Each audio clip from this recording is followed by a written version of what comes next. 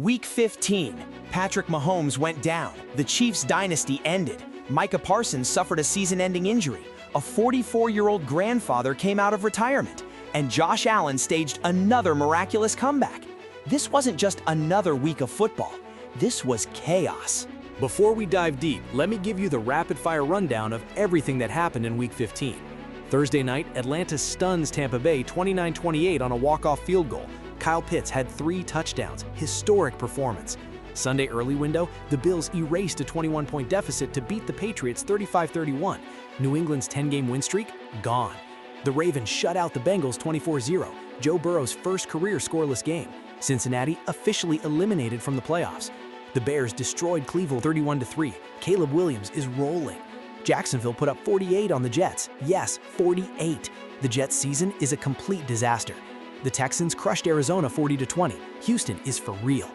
And then, the big one. The Chiefs lost to the Chargers 16-13. Patrick Mahomes tore his ACL. Kansas City eliminated from the playoffs for the first time in a decade. Late window, the Rams beat the Lions 41-34. LA clinched a playoff spot. Detroit, their playoff hopes are hanging by a thread. The Broncos beat Green Bay 34-26. Bo Nix threw 4 touchdowns, but the Packers lost Micah Parsons to a torn ACL, a devastating blow. The Seahawks squeaked past the Colts 18-16. And yes, Phillip Rivers actually came back and almost pulled off the upset at 44 years old. The 49ers rolled over Tennessee, the Vikings beat Dallas, and Monday night the Steelers handled Miami. But let's be honest, there are 3 games we need to talk about in depth, games that will define the rest of this season. Let's go. Buffalo Bills 35, New England Patriots 31. Let me paint you a picture. The Patriots are up 21-0. They're cruising. Drake May has rushed for 2 touchdowns. Trevion Henderson is gashing the Bills' defense for 148 yards. New England is about to clinch the AFC East, their first division title since the Tom Brady era. And then, Josh Allen said no. The reigning MVP orchestrated 5 straight touchdown drives. 5! The Bills scored 28 points in the second half. Buffalo outgained New England by 173 yards after halftime. Allen finished with 193 passing yards and 3 touchdowns. But the stats don't tell the story. This is what clutch looks like. Down 21-13 with 5 minutes left, Allen drives them down the field, James Cook scores, Buffalo takes the lead. Then Henderson rips off a 65-yard touchdown run. Patriots up 31-28, 14 seconds after Buffalo took the lead. Most teams fold there. The Bills, they drove right back down. James Cook's 11-yard touchdown run, 35-31. And when the Patriots got the ball back with 2 minutes left, the Bills' defense held. 2 sacks, turnover on downs. Game over. Here's what this means. The AFC East is not decided. Buffalo is 1 game back with 3 to play. The Patriots just blew their best chance to clinch. And more importantly, Josh Allen just reminded everyone why he's the reigning MVP. Down 21 on the road against a team that was 12-2 in December? That's not luck, that's greatness. Allen is now the 4th player in NFL history with 35 or more passing touchdowns in 6 career seasons. Only Aaron Rodgers and Tom Brady have more. And you know what? I'm calling it right now. If the Bills make the Super Bowl this year, it's because of games like this. This team refuses to quit. And with Patrick Mahomes now out for the season, Buffalo's path to the Super Bowl just got wide open. Drake May played his heart out, 155 passing yards, 2 rushing touchdowns, but he couldn't stop the Bills' offense in the second half. And that 10-game win streak for New England, it ended in the worst possible way. The Patriots are still 11-3. They're still in first place, but they just showed they can be beat. And Buffalo just showed they're dangerous. Denver Broncos 34, Green Bay Packers 26. This game had everything. Bo Nix's best game as a pro, a potential Super Bowl preview, the Broncos clinching a playoff spot. And then it all changed in one play. Third quarter, Micah Parsons is rushing Bo Nix, non-contact. His left knee buckles, he goes down immediately. Torn ACL, season over. Let me tell you what this means for the Packers. Micah Parsons had 12.5 sacks this season, 26 quarterback hits. He was in the conversation for Defensive Player of the Year. Green Bay traded 2 first-round picks and Kenny Clark to get him from Dallas in the offseason. Then they gave him a 4-year, $188 million contract extension. This was supposed to be their missing piece, the guy who would take them to the Super Bowl. And now, the Packers are 9-4-1. they're still in the playoffs. But without Parsons, their pass rush just got significantly weaker. They're relying on Rashawn Gary, who has 7.5 sacks. Lucas Van Ness and Quay Walker combined have 3 sacks. And here's the problem. Green Bay's secondary is 26th in interceptions this year. They rank 26th in total QBR when they don't get pressure. Parsons was the pressure. Without him, opposing quarterbacks are going to pick them apart. Now let me talk about what Denver did in this game. Bo Nix, 23 of 34, 302 yards, 4 touchdowns, no interceptions, passer rating of 134.7. This was not the Bo Nix we saw earlier this year. This was a quarterback who looked elite.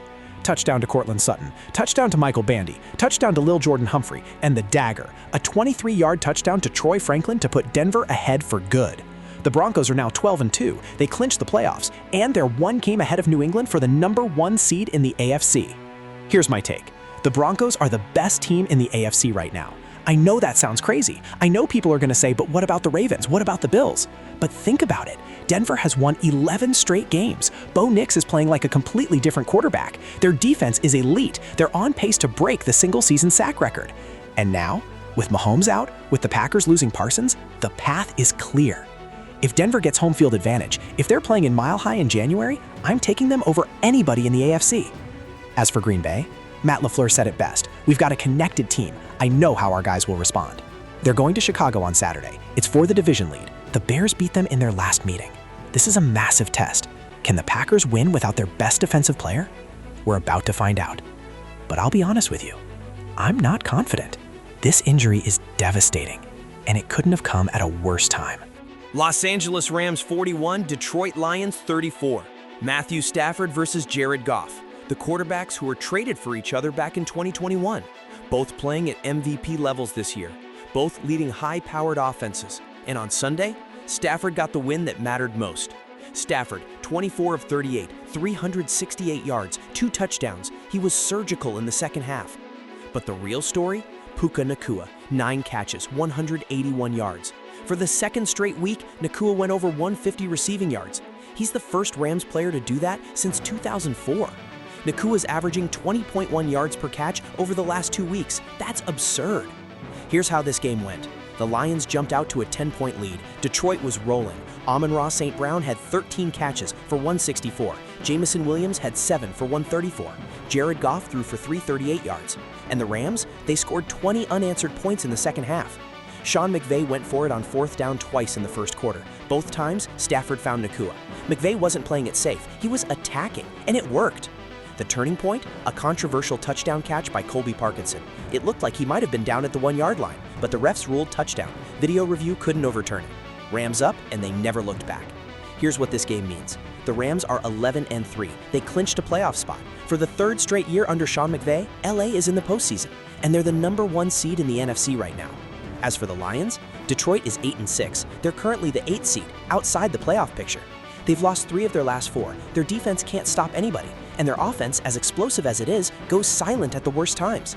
In the second half Sunday, the Lions managed 125 yards and 10 points. That's not going to cut it. Here's my bold take. The Detroit Lions are going to miss the playoffs. I know that sounds crazy. This is a team that's supposed to be a Super Bowl contender, but look at their schedule. They still have to play tough games. And their defense, it's 24th in points allowed. They can't get stops when they need them. Jared Goff is playing great. The offense has weapons everywhere. But if your defense gives up 41 points to the Rams, 31 to the Bills, 34 to the Bears, you're not making the playoffs, period. As for Stafford, this was personal. 12 years in Detroit, never won a playoff game, gets traded to LA, wins the Super Bowl in year 1. And now, he's got the Rams as the top seed. He's an MVP candidate, and he just beat his old team when it mattered most.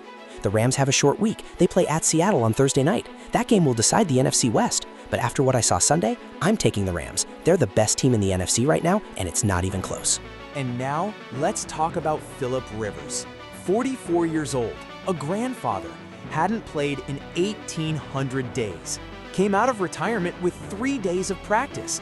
Started on the road, in Seattle, against one of the best defenses in the NFL, in one of the loudest stadiums in the league.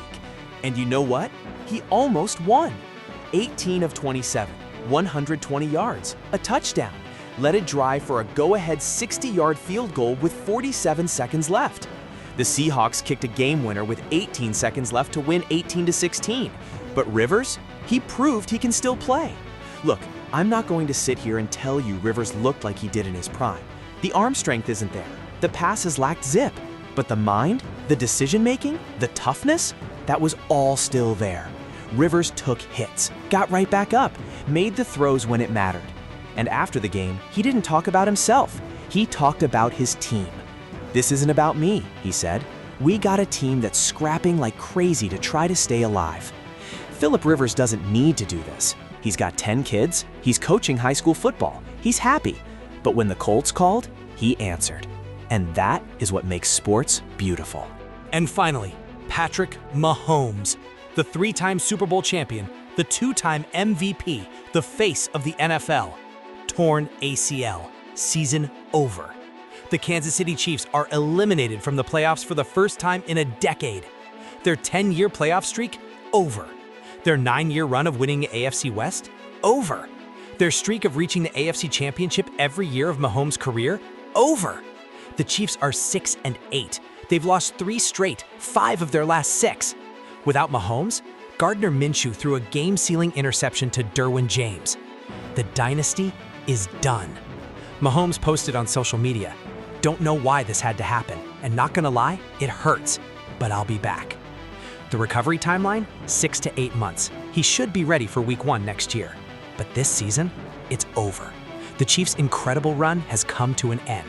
And honestly, after what they've accomplished, 3 Super Bowls in 5 years, 4 and 6, 5 appearances in 6 years, they've got nothing to be ashamed of. But for the first time since 2014, the Chiefs are watching the playoffs from home. That's week 15. Chaos, injuries, comebacks, and the end of a dynasty. What was your biggest takeaway? Do you agree with my hot takes? Think I'm crazy? Drop a comment below. Let's talk about it. Hit that like button if you enjoyed this recap. Subscribe for my Thursday preview and more NFL content every single week. Remember, football is unpredictable, and that's exactly why we love it. And don't forget, my Thursday preview video. I'll break down the Rams-Seahawks game in detail, plus my predictions for every Week 16 matchup. You don't want to miss it. Thanks for watching. I'll see you on Thursday.